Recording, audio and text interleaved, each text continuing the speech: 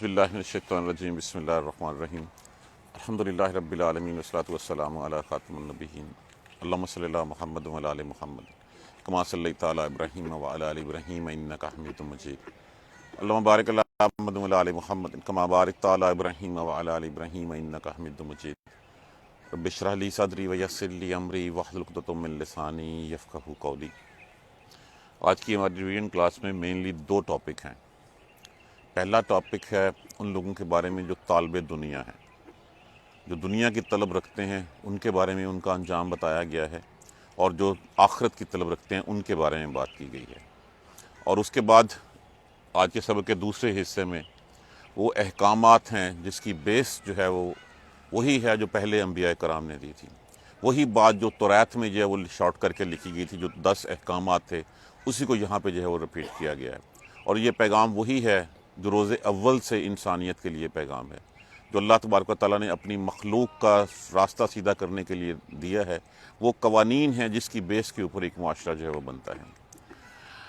من کان یرید العاجلہ، جو کچھ چاہتا ہے، عاجلہ لفظ اجل ان سے ہے جس کا معنی ہوتا ہے جلدی کرنا۔ جو کچھ چاہتا ہے اس کو الدار العاجلہ کہا گیا۔ الدار العاجلہ مطلب یہ ہے کہ دنیا کی زندگی۔ یہ جس طرح لفظ جو ہے وہ ادنا ہوتا ہے، اس کی مؤنث دنیا ہوتی ہے، اس طرح اس کا مؤنث جو ہے وہ وہی اجلن ہے، اس کا معنی بھی وہی ہے ان دونوں کا۔ من کان یرید العاجلہ، جو چاہتا ہے اجلت والی زندگی، جلدی والی زندگی، جو چاہتا ہے کہ بس جو نو نقد ہے ادھار کی طرف دیکھیں۔ دنیا کی زندگی تو ہے کہ جو آج ہے وہ آج ہے ہمارے پاس، باقی جو آخرت ہے، آخرت تو اللہ تبارک و تعالیٰ کے وعدے ہیں جو جلد آنے والی ہے، وہ کسی بھی لمحے جو ہے وہ آپ کو جو ہے وہ اس کا سامنا کرنا پڑ سکتا ہے۔ تو من کان یرید العاجلہ، جو چاہتا ہے اجلت والی دنیا کی زندگی، اجلنا، جلدی کر دیتے ہیں ہم، دے دیتے ہیں ہم اس کو، لہو فیہا، اس میں سے، ما نشاء، جو ہم چاہتے ہیں، جو ہم چاہتے ہیں، لمن نریدو، اور جتنا ہم چاہتے ہیں۔ جو دنیا کی زندگی کا طلبگار ہے ہم اس کو دنیا کی زندگی دے دیتے ہیں، اور ہم جس کو یہ نہیں ہے کہ جو دنیا کے لیے محنت کرتا ہے ہم ہر کسی کو دیتے ہیں، نہیں، جس کو ہم چاہتے ہیں اور جتنا چاہتے ہیں۔ آپ نے دیکھا ہوگا ایک شخص جو ہے ساری زندگی جو ہے وہ دنیا کے لیے محنت کرتا رہتا ہے، لیکن اس کے باوجود وہ دنیا میں کامیاب نہیں ہوتا، اس لیے کہ اللہ تبارک و تعالیٰ نے جتنا رزق اس کا لکھا ہوتا ہے اتنا ہی اس کو دیا جاتا ہے۔ اور بعض اوقات آپ یہ بھی سمجھ لیجئے کہ بعض لوگوں کی فقیری بھی اللہ کی طرف سے جو ہے وہ ایک انعام کے طور پہ ہوتی ہے، اور بعض اوقات جو ہے وہ فقیری اللہ کی طرف سے سزا کے طور پہ بھی ہوتی ہے۔ اسی طرح مال کا دیا جانا، دنیا کا دیا جانا اللہ کی طرف سے امتحان بھی ہوتا ہے، اور اللہ کی طرف سے جو ہے وہ عذاب بھی ہوتا ہے۔ تو جس کو جتنا چاہتے ہیں ہم اتنا ہم اس کو دے دیتے ہیں۔ اب جو تو دنیا کے طلبگار ہیں، ثم جعلنا لہ جہنم، پھر ہم بنا دیتے ہیں ان کے لیے جہنم کو، یصلاھا مذموما مدحورا، پھر وہ اس میں مذمت کیا ہوا جو ہے وہ دھتکارا ہوا جو ہے وہ داخل ہوگا۔ دنیا میں اس کو ہم خوش رکھ دیتے ہیں اور دنیا میں جو ہے وہ کامیابیاں سمیٹ لیتا ہے، لیکن آخرت میں کچھ حصہ نہیں ہوتا۔ جس نے کہا ربنا آتنا فی الدنیا حسنہ، اس کے لیے وما لہ فی خلاق، اور اس کے لیے پھر آخرت میں کوئی حصہ نہیں ہوتا۔ جنت میں، جہنم میں وہ داخل ہوگا پھر ملامت کیا ہوا، مذمت کیا ہوا۔ ومن اراد الآخرہ، اور جو آخرت کی چاہت رکھتا ہے، جس کا آخرت کا ارادہ ہے، ارادہ یریدو عام لفظ ہے جس کا معنی ہوتا ہے چاہنا کسی چیز کا۔ من اراد الآخرۃ، اور جو آخرت کو چاہتا ہے، وسعی لہا سعیھا، اور وہ کوشش کرتا ہے اتنی جتنی اس کے بس میں ہے، وہو مومن، اور وہ مومن بھی ہے، فاولئک کان سعیھم مشکورا، بس یہی وہ لوگ ہیں جن کی کوششیں جو ہیں وہ قبول کی جانے والی ہیں۔ کہ جو کوئی آخرت کے لیے کوشش کرتا ہے، جتنی اس کو اللہ تبارک و تعالیٰ نے ہمت دی ہے، اور وہ مسلمان بھی ہے، اس کے نزدیک، اب یہ دیکھیں یہ ایک لٹمس ٹیسٹ آپ کہہ سکتے ہیں اس کو، کہ ہماری زندگی گزارنے کا مقصد جو ہے وہ دنیا ہے یا آخرت ہے۔ اگر ہم دنیا کے لیے محنت کریں گے تو دنیا اللہ تعالیٰ نے دے دینی ہے، جتنی دے سکتا ہے، جتنی ہمارے نصیب میں لکھی ہے، جتنی اس نے چاہنی ہے، وہ جس کو چاہنی ہے وہ دے دے گا۔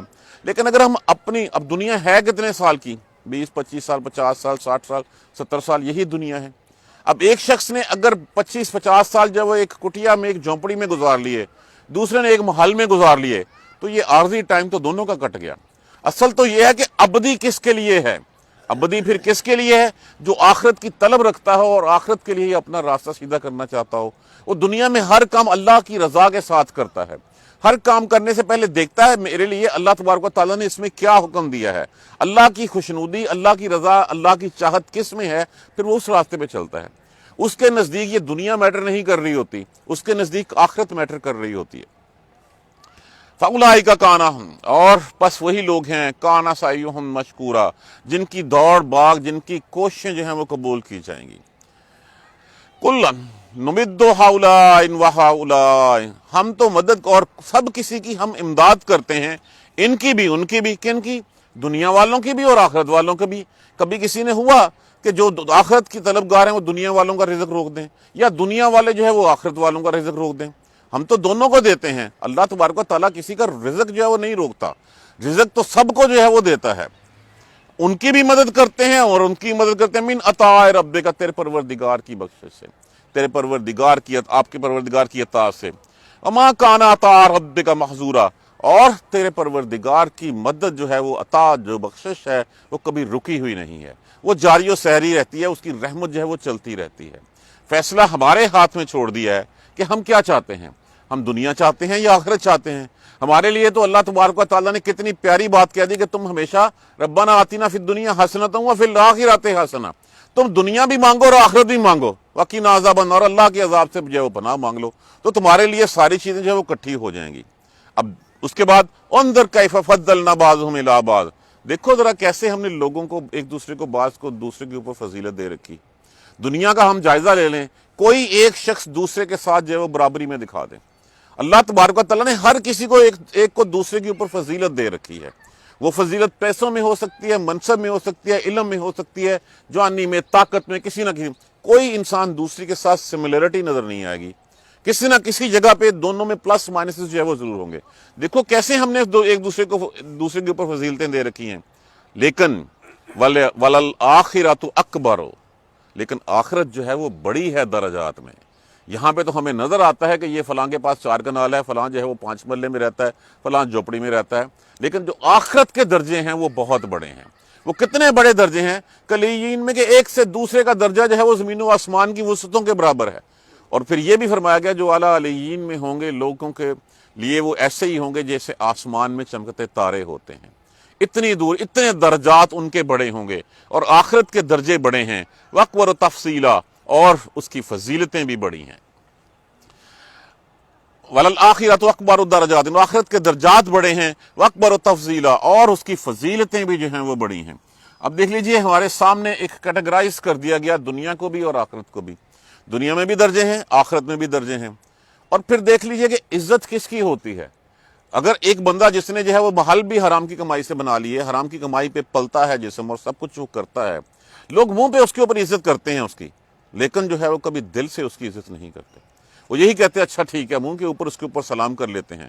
لیکن ایک شخص جس کی دوڑ باغ دوڑ جو ہے وہ ساری کی ساری آخرت کے لیے ہے، وہ حرام کا لقمہ اپنے پاس بھی پھٹکنے بھی نہیں دیتا، تو لوگ نہ چاہنے کے باوجود بھی اس کے بارے میں کمنٹ ضرور کرتے ہیں، یہ بہت ہی سیدھا اور بہت ہی صاف انسان ہے، اس نے کبھی جھوٹ نہیں بولا، اس کی زندگی کبھی جو ہے وہ حرام کاموں کی طرف نہیں گئی۔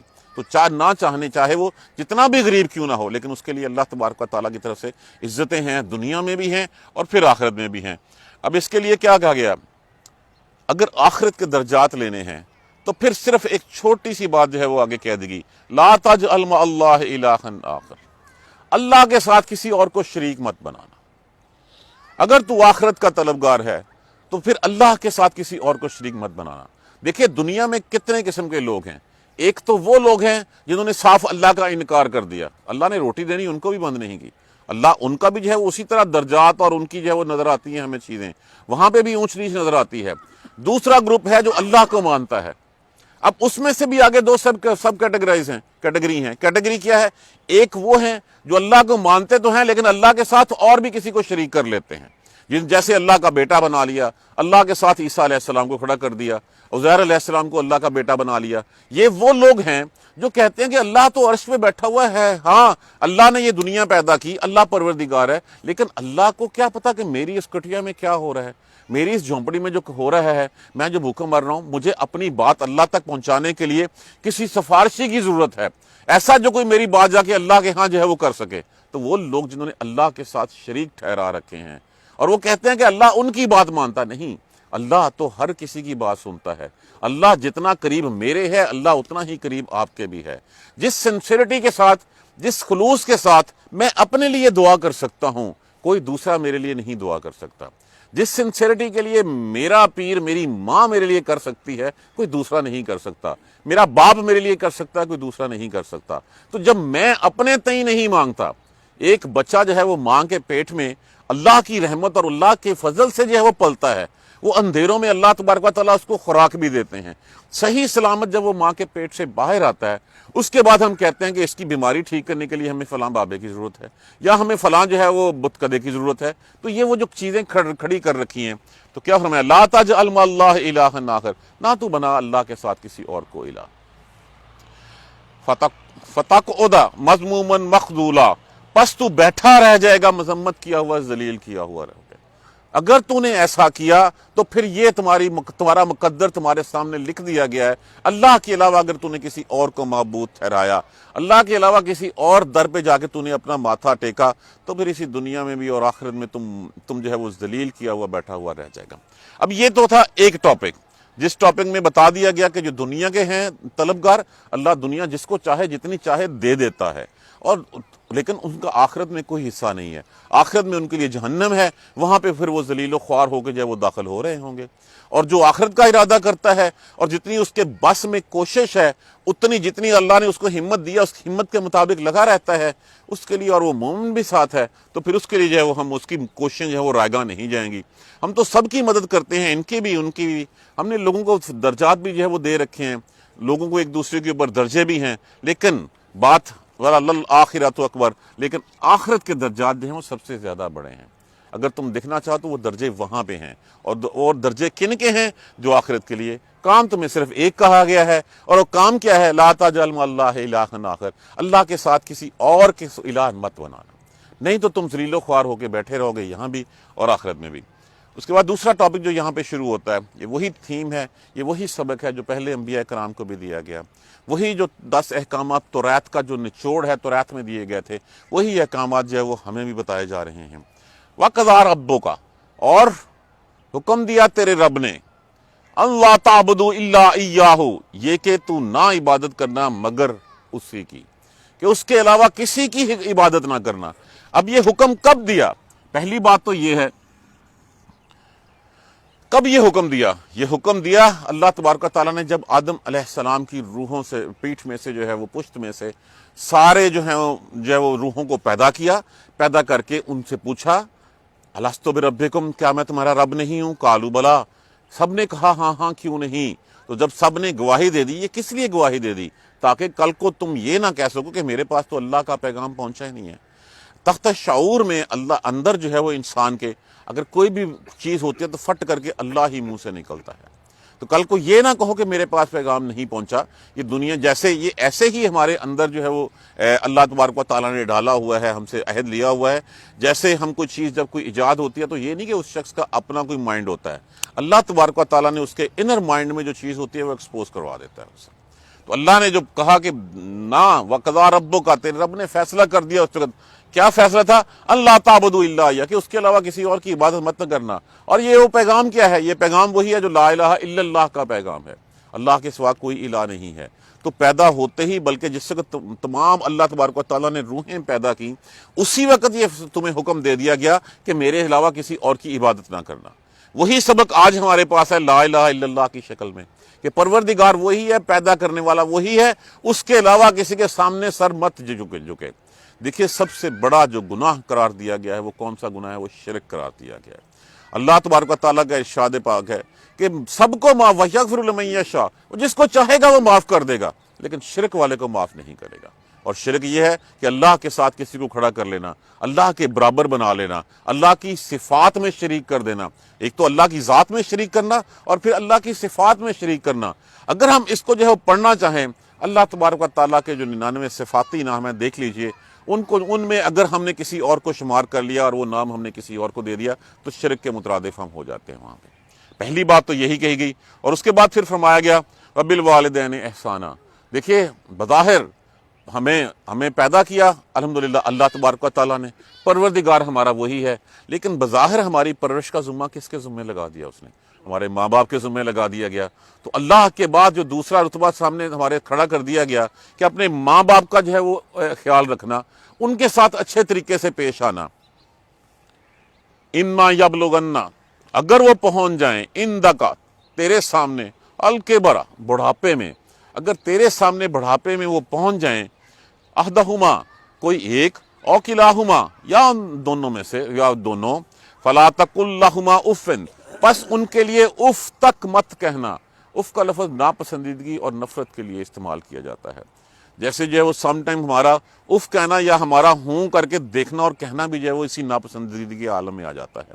تو اگر وہ تمہارے سامنے جو ہے وہ بڑے ہو جائیں، اگر وہ کیونکہ دیکھیے جب انسان پیدا ہوتا ہے، جیسے میں نے اس دن بھی عرض کیا تھا کہ جتنا مشکل سے انسان کا بچہ پلتا ہے نا، اتنا مشکل سے کسی اور مخلوق کا بچہ نہیں پلتا. باقی جانوروں کے بچے آپ دیکھ لیجئے، مخلوقات کے بچے دیکھ لیجئے، پیدا ہوتے ہی اٹھتے بھاگتے پھرتے چلتے پھرتے نظر آتے ہیں آپ کو. انسان کا بچہ وہ ہے جب پیدا ہوتا ہے، اس کے بعد اس کو ضرورت ہوتی ہے کہ کچھ عرصے کے لیے اس کی ہر ضرورت پوری کی جائے. تو یہ وہی حالت ہو جاتی ہے انسان کی جب انسان بڑھاپے میں چلا جاتا ہے. تو اسی طرح جو ہے وہ اس کی حالت ہے کہ سفر جو شروع ہوا تھا ایک پالنے سے، ایک چارپائی سے، وہ سفر اینڈ پہ جا کے بھی وہیں پہ جا کے ختم ہوتا ہے. تو جب وہ سفر وہاں پہ ختم ہوتا ہے تو پھر، اور دوسرا جس وقت انسان بوڑھا ہوتا ہے تو اس میں چڑچڑاپن بھی آ جاتا ہے. یہ نہ ہو کہ کوئی بات تمہیں ایسی کہہ بیٹھ کے وہ بات کر دی اور تم جو اس کے آگے ناراض ہو جاؤ، کیونکہ اب تم اپنی جوانی پہ ہو، اپنی جوانی انہوں نے تمہارے لیے لگا دی ہے. انسان جب اس سٹیج پہ جاتا ہے تو اولاد کے لیے یہ ہوتا ہے کہ اولاد کو اپنی اولاد پیاری ہو جاتی ہے، اپنے ماں باپ کا ساتھ جو چھوڑ دیتا ہے. تو کہا گیا کہ ان کا خیال رکھنا. کسی نے رسول اللہ صلی اللہ علیہ وسلم سے پوچھا کہ اللہ کے بعد جو ہے وہ اللہ کے بعد سب سے بڑا حق کس کا ہے؟ کہا تیرے والدین کا. ایک میں کہا تیری ماں کا. میں نے کہا پھر پوچھا تیری ماں کا، پھر پوچھا تیری ماں کا، پھر پوچھا گا تیرے باپ کا. تو سب سے جو زیادہ شرک کے بعد سب سے بڑا گناہ کبیرہ ہے وہ والدین کے ساتھ نافرمانی، ان کے حقوق ہیں کہ ان کے حق میں جو ہے وہ بات نہ کرنا. اگر وہ تم میں سے دونوں یا کوئی ایک جو ہے بڑھاپے کو پہنچ جائیں تیرے سامنے تو ان کو اف تک نہ کہنا، ولا تنہرہما، اور نہ ان کو جھڑکنا. اب آپ دیکھ لیجئے یہاں پہ ہم نے کتنے کیسز دیکھتے ہیں کہ ماں باپ کو قتل بھی کر دیا جاتا ہے. اور پھر ہمارے شہر میں جہاں پہ کوئی تعلیم ہے وہاں پہ پھر کچھ عزت کی جاتی ہے. اب یہ بات کی بات ہے، میں جو باتیں ہوں اس کے اوپر، کہ وہ بظاہر لوگوں کو دکھانے کے لیے کی جاتی ہے یا دل سے کی جاتی ہے. ہمارے گاؤں دیہات میں تو میں نے بہت سارے ایسے دیکھے ہیں جو ماں باپ کو اپنے ہاتھوں سے دھکے بھی دیتے ہیں. اور پھر ہمارے ماں باپ میں سب سے جو ہمارے گھر میں جو سب سے جو فالتو چیز ہوتی ہے نا، وہ پھر ہمارے ماں باپ ہو جاتے ہیں. جب ہمیں بچوں کے لیے کسی چیز کی ضرورت ہوتی ہے، جب ہمیں کوئی کمرہ چاہیے ہوتا ہے، جب ہمیں کوئی اخراجات میں کمی کرنی ہوتی ہے، سب سے پہلے ماں باپ کا بستر جو ہے اٹھا کے باہر ڈیوڑی میں لایا جاتا ہے، پھر باہر دیا جاتا ہے. اور اگر اخراجات میں کمی کرنی ہوتی ہے تو سب سے پہلے ماں باپ کی دوائی اور ان کے اخراجات کے اوپر جو ہے وہ کٹ لگایا جاتا ہے. حالانکہ سب سے ایک شخص ایسے ہی حضور صلی اللہ علیہ وسلم کے پاس آیا اور اس نے آ کے اپنے بیٹے کی شکایت کی کہ جب یہ چھوٹا سا تھا اس کی ماں مر گئی تھی، میں نے اس کو ماں اور باپ بن کے بھی پالا ہے، اب یہ جوان ہو گیا، یہ کما رہا ہے اور یہ کہتا ہے یہ میرا مال میرا مال میرا مال. تو آپ صلی اللہ علیہ وآلہ وسلم نے اس شخص کو بلایا اور بلا کے اسے کہا کہ آج کے بعد تم بھی اپنے باپ کا اور تیرا مال بھی تیرے باپ کا، ہر چیز اسی کی ہے. تو اللہ کے شرک کے بعد سب سے بڑا گناہ کبیرہ والدین کے لیے. مت جھڑکنا ان کو. وَقُلْ لَهُمَا قَوْلًا كَرِيمًا، اور ان کے لیے ہمیشہ نرم بات کیے کرنا. یہ نہ ہو کہ تمہاری جو ہے وہ کسی چیز سے ان کو جو ہے ان کو جو ہے وہ پریشانی ہو، وہ تشویش میں مبتلا ہوں، اور ان کے جتنی دعائیں وہ کر سکتے ہیں تمہارے، جتنا تمہارے لیے وہ کھڑا ہو سکتے ہیں، جتنے مخلص وہ ہو سکتے ہیں، کوئی اور نہیں ہو سکتا. وَاخْفِضْ لَهُمَا جُنَاحَ الذُّلِّ مِنْ رَحْمَتِ، اور اپنے کندھے ہمیشہ رحمت شفقت کے ساتھ ان کے سامنے جھکائے رکھنا. کندھے جھکانے سے مراد ہے کہ ہر وقت ان کی تابع داری کرتے رہنا، عاجزی کے ساتھ. دیکھیے ذل، ایک لفظ ذلت ہوتا ہے. یہ لفظ جو ذلہ ہوتا ہے، یہ ذلہ وہ ہوتا ہے کسی کے ساتھ شکست میں ذلیل ہو جانا، ذلیل و خوار ہو جانا، کہ کوئی شخص ہم سے تگڑا ہے اور اس نے ہمیں ہر طرح سے جو ہے وہ ذلیل و خوار کر کے رکھا. جو ذلہ ہوتا ہے یہ وہ لفظ ہوتا ہے جو اپنی رضا مندی اور اپنی پسندیدگی کے ساتھ کسی کی جو ہے وہ سامنے اپنے آپ کو لاچار اور بے بس کر دینا. تو اپنے والدین کے ساتھ جو اپنے کو لاچار اور بے بس کر کے ہر وقت انہی کی رضا کو جو ہے وہ اپنی رضا ماننا، وہ اس کو جو ہے وہ ذلہ کہا جاتا ہے. وہ پیش کے ساتھ ہمیشہ آتا ہے. اپنے کندھے ہمیشہ لاچاری کی حالت میں، عاجزی کی حالت میں ان کے سامنے جھکائے رکھنا. اور جب وہ اس دنیا سے چلے جائیں تو پھر ساتھ دنیا میں بھی ہے اور آخرت میں. وَقُلْ رَبِّ ارْحَمْهُمَا كَمَا رَبَّيَانِي صَغِيرًا، اور ان کے لیے جو ہے یہ کہتے رہنا اے ہمارے پروردگار ان پہ اس طرح رحم کر جس طرح انہوں نے مجھ پہ میری تربیت کی، میری پرورش کی، کس وقت صغیرہ، جبکہ میں چھوٹا تھا، جس وقت مجھے ضرورت تھی، جس وقت مجھے نہیں پتا تھا کہ پانی کہاں سے پینا ہے، جس وقت میں اپنے بستر پہ ہی پیشاب کر دیا کرتا تھا، اس وقت اپنے لیے تو وہ گیلا بستر وہاں جو ہے وہ کر لیتی تھی اور مجھے سوکھے پہ لٹا دیتی تھی۔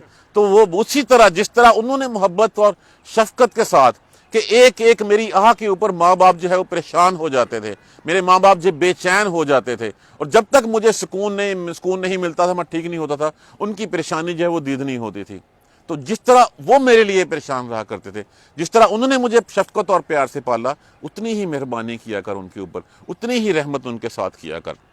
ربکم عالم بما فی نفوسکم، تمہارا پروردگار خوب جانتا ہے جو تمہارے دلوں میں ہے، جو تمہارے نفسوں میں ہے۔ اب تمہارے نفسوں میں کیا ہے؟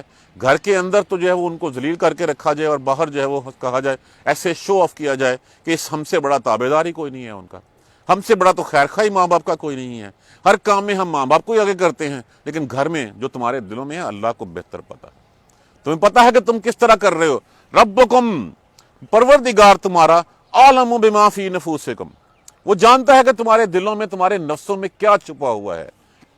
ان تکونوا صالحین، اور اگر تم صالح لوگوں میں سے ہو جاؤ گے، فإنہ کان للأوابین غفورا، اوابین کہتے ہیں اواب، ان سے جو ہوتا ہے بہت زیادہ رجوع کرنے والا، بہت زیادہ اللہ کے آگے جھکنے والا، بہت زیادہ اللہ کا تابع دار۔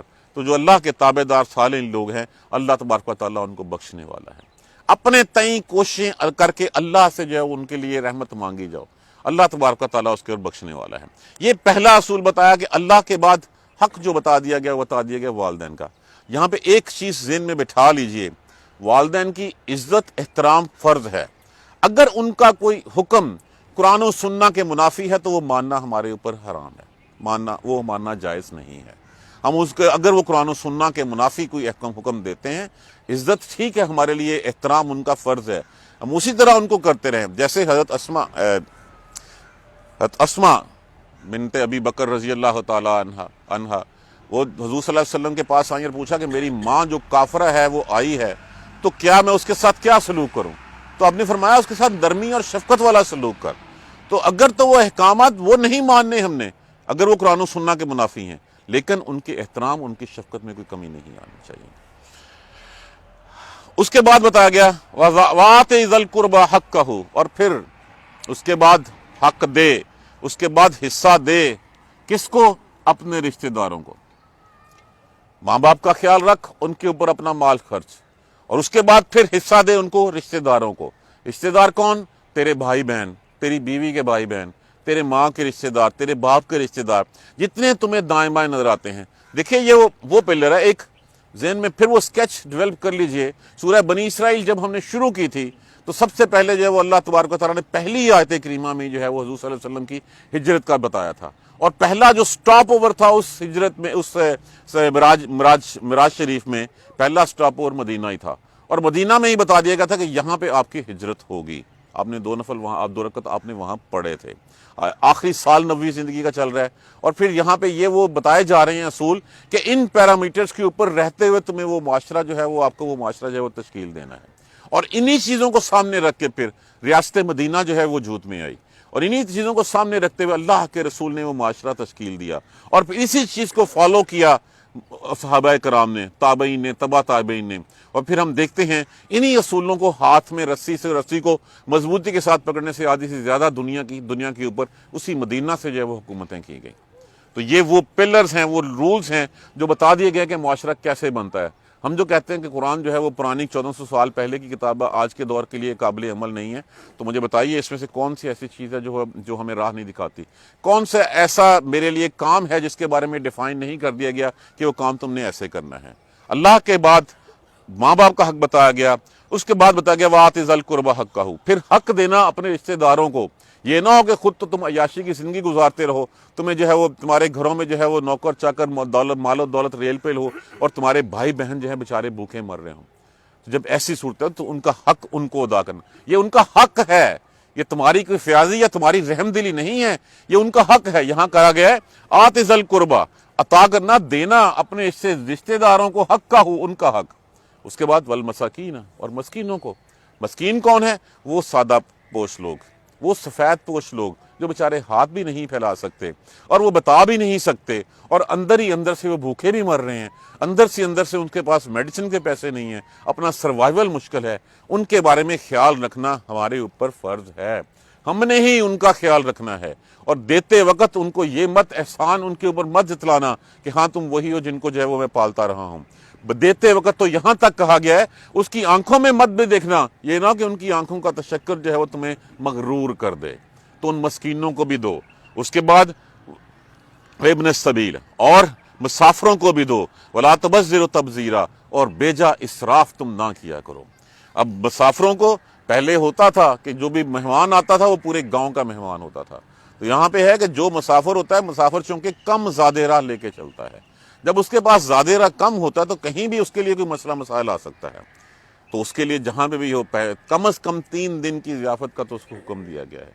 ہم اگر اپنی اباؤ اجداد کی زندگی کو نظر دوڑائیں، گاؤں میں پرانے جگہوں پہ شہروں پہ ہوتا یہی تھا کہ جب مہمان آتا تھا وہ مہمان ایک گھر کا مہمان نہیں ہوتا تھا، وہ سارے گھروں کا مہمان ہوتا تھا، اور پھر اس کے لیے دعوتیں کی جاتی تھیں۔ اور اب تو ہم پوچھتے ہیں جب وہ آتا ہے، اچھا بھائی جان جانا کب ہے، اور اس کے بعد کیا آپ کھانا کھا کے جائیں گے یا ویسے جائیں گے؟ اور پھر ان سارے کاموں کے بعد پھر کہا گیا ولا تبذروا تبذیرا، بیجا اسراف نہ کرو۔ اسراف کیا ہے؟ اسراف یہ ہے کہ ایک چیز میرے پاس ضرورت زندگی کے لیے ہے، میری زندگی کی ضرورت، میری زندگی سانسوں کو ڈوری جو ہے وہ برقرار رکھنے کے لیے وہ ضروری ہے، لیکن میں اس کے بارے میں، جیسے کھانا میری ضروری ہے، اس کے بغیر میں زندہ نہیں رہ سکتا، لیکن ایک ہی دسترخوان کے اوپر جو ہے وہ اتنا کچھ بچھا دیا جائے کہ جو میری کھانے سے جو اسراف میں آ جائے۔ اور پھر تبذیرہ اس چیز کو کہا جاتا ہے کہ جو زندگی گزارنے کے لیے ضروری نہیں ہوتا، وہ صرف نمود و نمائش اور ریاکاری کے لیے ہوتا ہے۔ تو ان دونوں، یہ تبذیرہ اسراف سے بھی آگے کا بڑھ کے جو ہے وہ درجہ ہے، آگے بڑھ کے اس کا جو ہے وہ راستہ ہے۔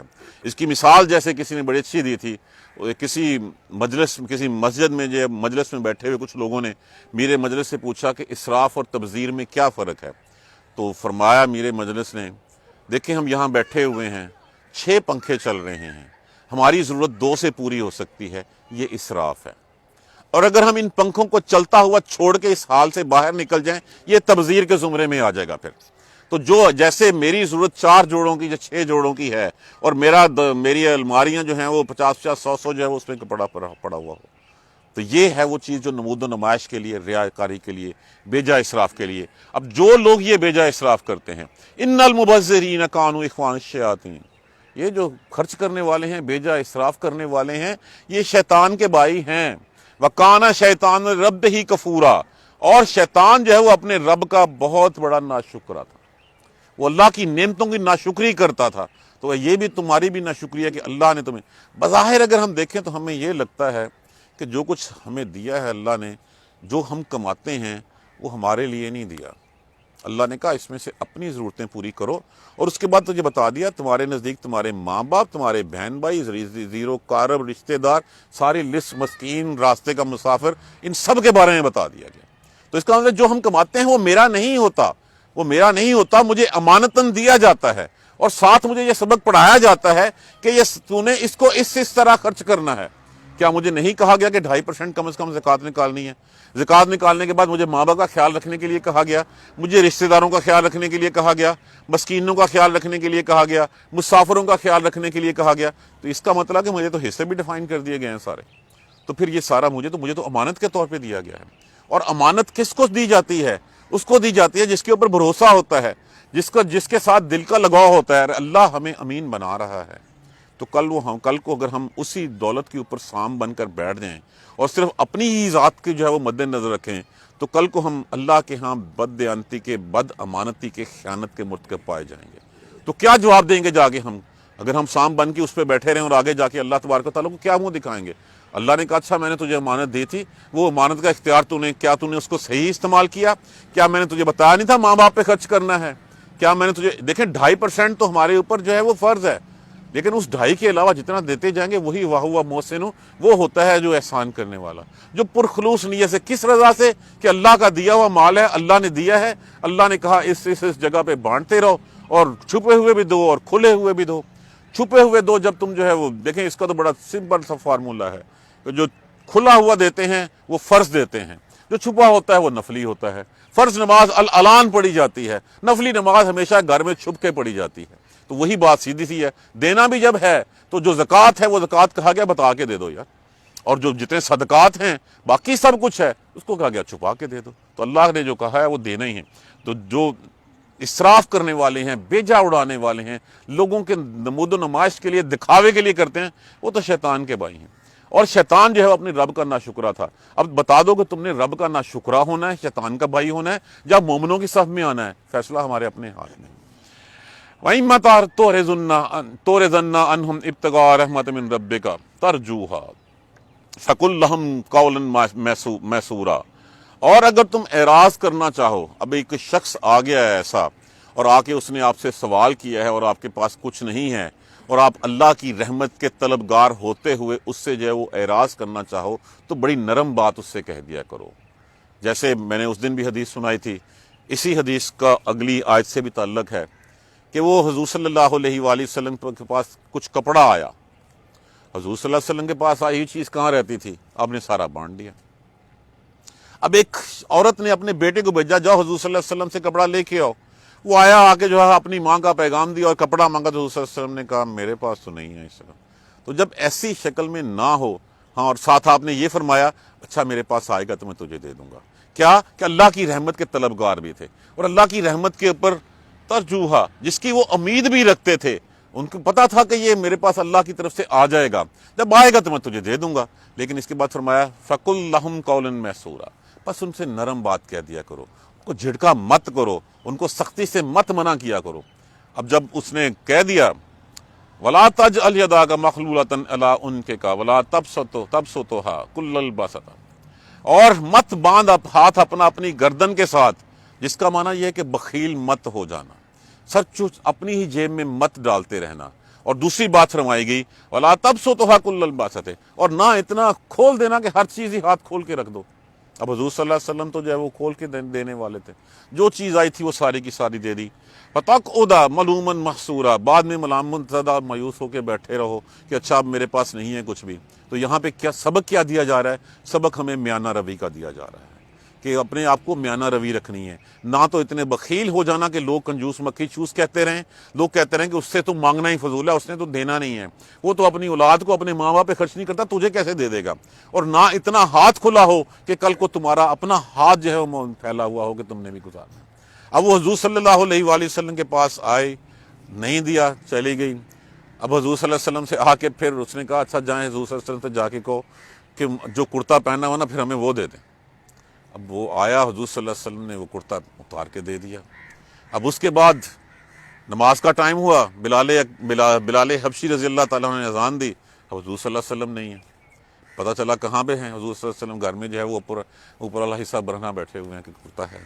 تو یہ باتیں ہمیں بتائی جا رہی ہیں کہ نہ تو اتنا کر دینا کہ گردن سے ہاتھ باندھ رکھنا، اور نہ اتنا کھلا کر دینا کہ بعد میں خود حسرت زدہ بیٹھے رہو اچھا اب میں کیا کروں۔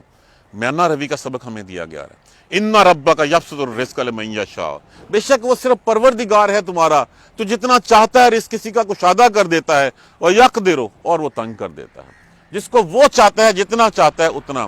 کیوں؟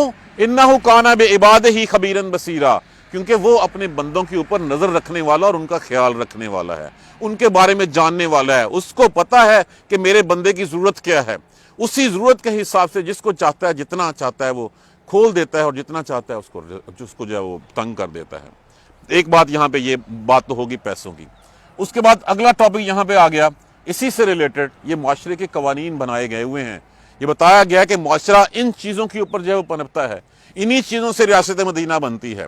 وَلَا تَقْتُلُوا أَوْلَادَكُمْ خَشْيَةَ إِمْلَاقٍ، اور اپنی اولادوں کو مفلسی کے ڈر سے قتل مت کرو۔ اس وقت کیا ہوتا تھا، ہمارے ہاں آج بھی جو کنسیپٹ پایا جاتا ہے، یہ اتنے بچے ہیں ان کو کھانے کو کون دے گا، یہ کہاں سے کھائیں گے، تو یہاں پہ تو پہلی بات یہی کہے گی۔ اس وقت کیا تھا کہ اس وقت دفتر کشی کا رواج تھا، اس وقت بچوں کو جو ہے وہ مار دیا جاتا تھا۔ ہمارے ہاں آج بھی یہی ہے، آج بھی ہم ان کی تعلیم کے ڈر سے، ان کے کھانے پینے کے، ان کے اخراجات کے ڈر سے، ان کو بیانے کے ڈر سے ہم بھی ان کو جو ہے وہ مار دیتے ہیں۔ اس وقت جو ہے وہ پیدا ہونے کے بعد مار دیا جاتا تھا، آج ہم پیدا ہونے سے پہلے مار دیتے ہیں۔ کیا فرق رہ گیا کوئی ہمارے ہاں؟ ہم بھی یہی کہتے ہیں کہ اچھا ان کو کھلائیں گے کہاں سے۔ دیکھیے جب تک پریگننسی نہیں ہوتی اس سے پہلے کہ حفاظتی تدابیر جو ہے وہ جائز قرار دی گئی، اس کے بعد قتل کے مترادف ہے، اگر ٹھہر گیا ہے حمل تو اس کے بعد اس کا ابارشن کروا دینا یا اس کو ختم کر دینا یہ قتل ہے۔ تو اپنی اولاد کو مفلسی کی محتاجی کے ڈر سے قتل مت کیا کرو۔ نحن نرزقہم و ایاکم، اگر یہ ہم بات اپنے پلے باندھ لیں کہ ان کو رزق بھی ہم دیتے ہیں اور تمہیں بھی ہم ہی دیتے ہیں، رزق تو جو ہے وہ تمہیں بھی ہم نے دیا اور ان کو بھی ہم دیتے ہیں، مفلسی کے ڈر سے تم اگر ان کو قتل کرتے ہو تو انہوں نے تو وہ تو ابھی چھوٹے ہیں، انہوں نے اتنا کھانا ہوگا، تم اپنا اتنا کھاتے ہو، پہلے تو تمہیں مر جانا چاہیے، پھر تم مر جاؤ تاکہ پھر جو ہے اگر تمہیں رزق پہ اعتبار نہیں ہے تو رزق تو ہم ان کو بھی دیتے ہیں اور تمہیں بھی تو ہم ہی دیتے ہیں، جب تمہیں ہم دے رہے ہیں تو ہم اس کو کیوں نہیں دے رہے ہوں گے؟ اِنَّ قَتْلَهُمْ كَانَ خِطْئًا كَبِيرًا، بے شک ان کا قتل بہت بڑا گناہ ہے، بہت بڑا گناہ ہے۔ آج کے دور میں تو ہمارے ہاں بائی چوائس سیکس جو ہے پہلے دیکھا جاتا ہے اور پھر فیمیلز کے بارے میں، بچیوں کے بارے میں، یہ وہی بات ہے اس وقت بچی ہوتی تھی اس کو جا کے گھڑے میں گرا کے جو ہے اوپر مٹی ڈال دی جاتی تھی، ہم بھی آج کریں تو پھر فرق کیا رہ گیا؟ ہم کہہ سکتے ہیں کہ وہ بدو لوگ تھے، وہ ان پڑھ تھے، وہ جاہل تھے، ان کو پتہ نہیں تھا۔ ہمارے پاس تو قرآن جیسی دولت ہے، ہمارے پاس تو اللہ نے جو ہے وہ سیدھا راستہ ہمیں دکھایا ہوا ہے، ہم بھی آج بھی اسی راستے پہ چلے جا رہے ہیں۔ ایک بات یہ ہوگی۔ اس کے بعد اگلا سبق ہمیں پڑھایا گیا وَلَا تَقْرَبُوا الزِّنَا، اور قریب بھی مت جانا زنا کے۔ یہ نہیں کہا گیا کہ زنا نہیں کرنا، یہ کہا گیا زنا کے قریب بھی مت جانا۔ اس کا مطلب یہ ہے کہ وہ تمام راستے جو شہوت بڑھانے کا باعث بنتے ہیں، وہ مخلوط مجالس ہوں، وہ ڈرامے ہوں، وہ ٹی وی ایکٹریسز ہوں، وہ جو کچھ بھی ہو، ان سارے راستوں کو جو ہے وہ منع فرما دیا گیا۔ وَلَا تَقْرَبُوا الزِّنَا، قریب بھی مت جانا زنا کے، إِنَّهُ كَانَ فَاحِشَةً، بے شک یہ بے حیائی کا کام ہے، یہ بے حیائی ہے، وَسَاءَ سَبِيلًا، اور یہ برا راستہ ہے۔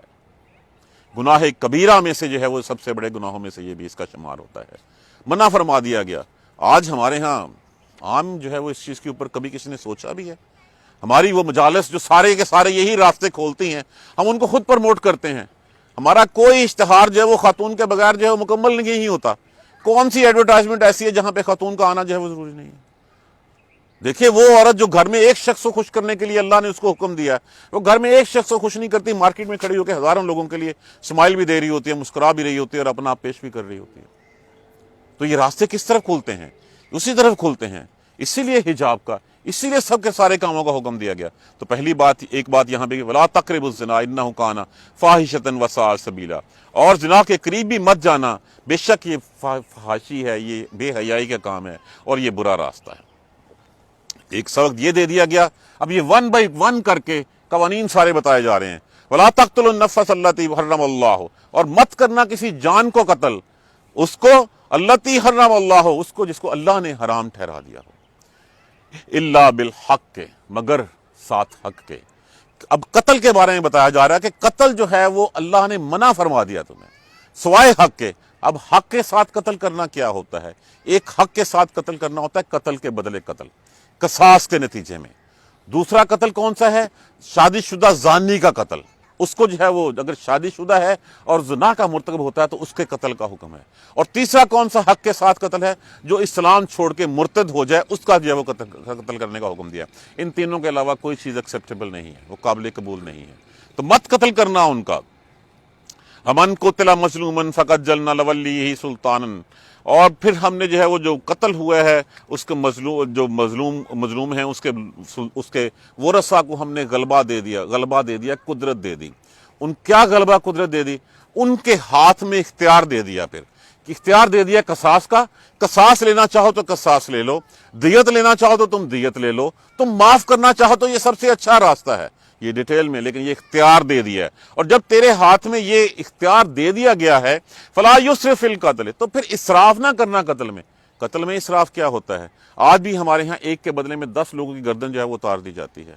اس وقت بھی یہی ہوتا تھا کہ اگر کسی جو ہے وہ ایسے قبیلے کا جو ماڑے قبیلہ تھا، کمزور قبیلہ تھا، اس کا بندہ جو ہے اس کے بندے نے کسی بڑے قبیلے کو قتل کر دیا تو ایک کے بدلے میں پورے کا پورا قبیلہ جو ہے وہ تہہ و تیک کر دیا جاتا تھا۔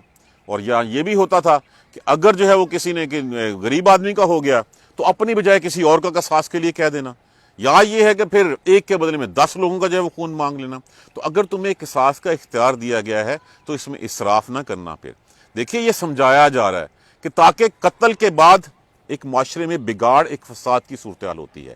پہلا حکم دیا گیا کہ قتل نہیں کرنا، کسی جان کا نہیں لینا، اور اس کے بعد اگر ایسا ہو گیا ہے، غصے میں ہو گیا، تو پھر مقتولین کے ورثاء کو کہا جا رہا ہے کہ اللہ نے تمہیں قدرت دے دی ہے کہ تمہیں اختیار ہے، قصاص لے لو، دیت لے لو یا معاف کر لو، تو پھر اسراف نہ کرنا۔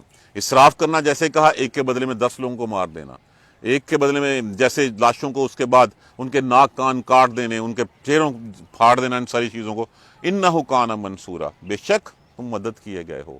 اب یہ اختیار دے کے کتنا بڑا اختیار ان کے ہاتھ میں دے دیا گیا، اور یہ قصاص کا، دیت کا اور معافی کا اختیار صرف مقتول کے ورثاء کو ہے، اس کے علاوہ کسی کو نہیں ہے، نہ گورنمنٹ کو ہے۔ جو گورنمنٹ نے بھی اپنے پاس معافی کا قانون رکھا ہوا ہے وہ غلط ہے، قانون صرف یہی ہے ورثاء کے پاس، اور اس کا گورنمنٹ یا آپ کی پولیس یا آپ کی کورٹس وہ اس چیز کے ذمہ، یہ ان کے ذمہ ہے کہ وہ قاتل کو پکڑ کے مقتول کے ورثاء کے سامنے لائیں اور مقتول کے ورثاء کے اختیار کے مطابق اس کا فیصلہ کریں۔ اس قتل کا مدعی جو ہے وہ مقتول کے ورثاء ہو سکتے ہیں، اگر مقتول کے ورثاء نہیں ہیں تو تب گورنمنٹ جو ہے وہ اس کی مدعی ہو سکتی ہے، اس کے علاوہ نہیں ہو سکتی۔ اگلی بات کہی گئی وَلَا تَقْرَبُوا مَالَ الْيَتِيمِ، دیکھیے وہاں پہ کہا گیا تھا وَلَا تَقْرَبُوا الزِّنَا، تقربوا لا تقربوا الزنا، اور زنا کے قریب نہ جاؤ۔ یہاں پہ بھی ایک بات، کتنی بڑی بات ہے کہ یتیم کے مال کے بھی قریب مت جاؤ۔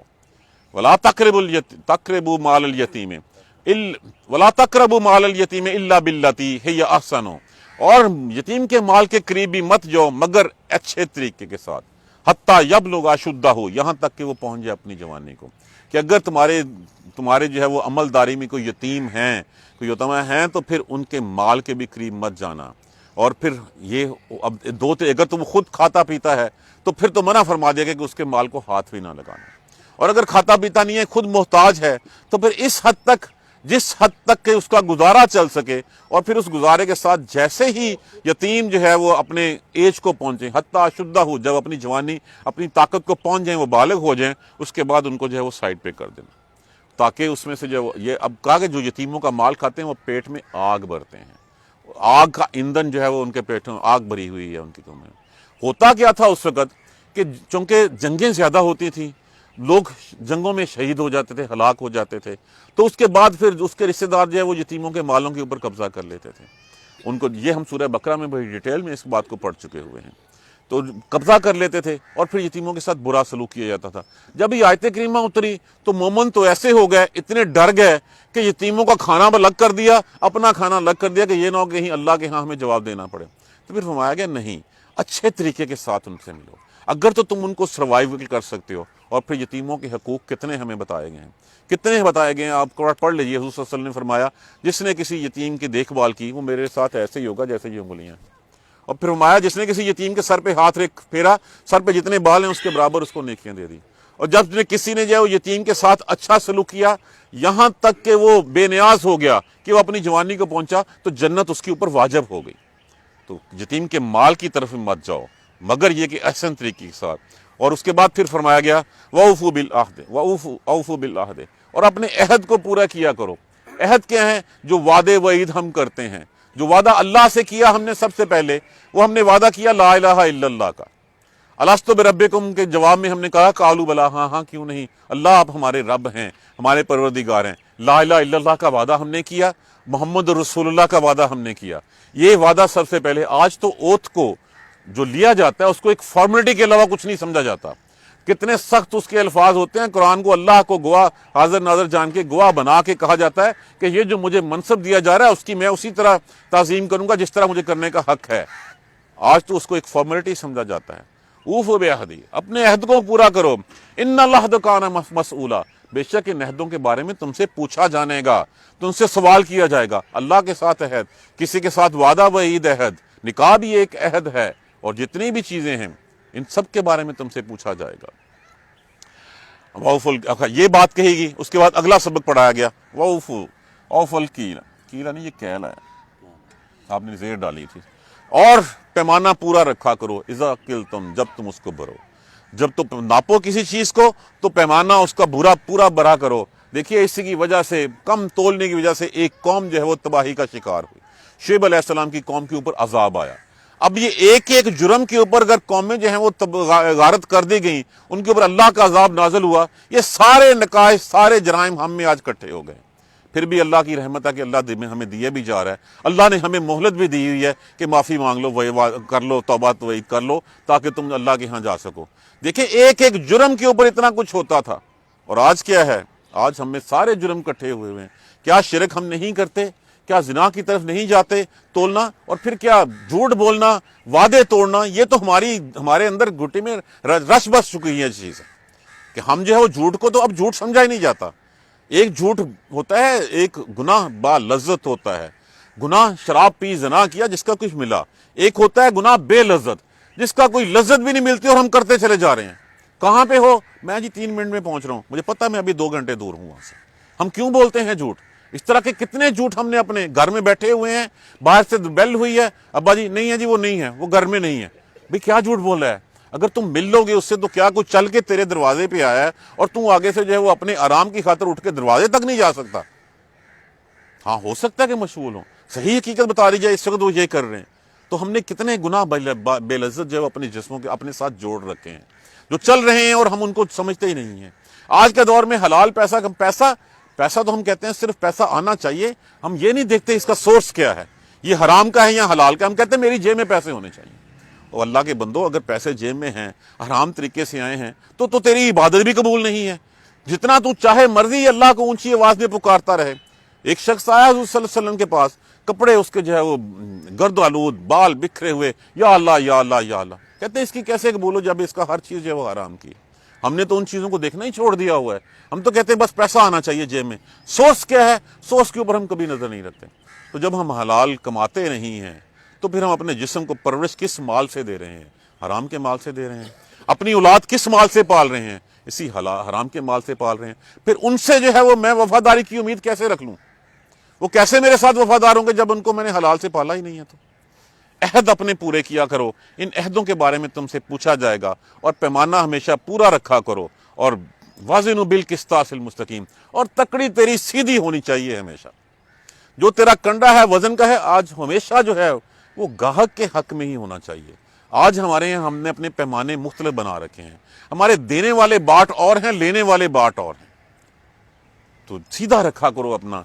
کیا کہا گیا؟ ذالک خیرن، یہ بہتر ہے، واحسن تاویلا، اور اس کا تعویل، اس کی تعبیر، اس کا انجام، اس کا پلٹنا تمہارے حق میں بہت بہتر ہوگا اگر تم اس چیز کو ذہن میں رکھو۔ ہمارے ہاں یہ بھی کنسیڈر نہیں کیا جاتا۔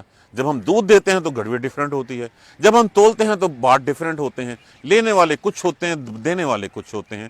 یہ اگر سمجھو تم کہ دو دیتا، بچپن میں ہم جاتے تھے تو جب کوئی دکان سے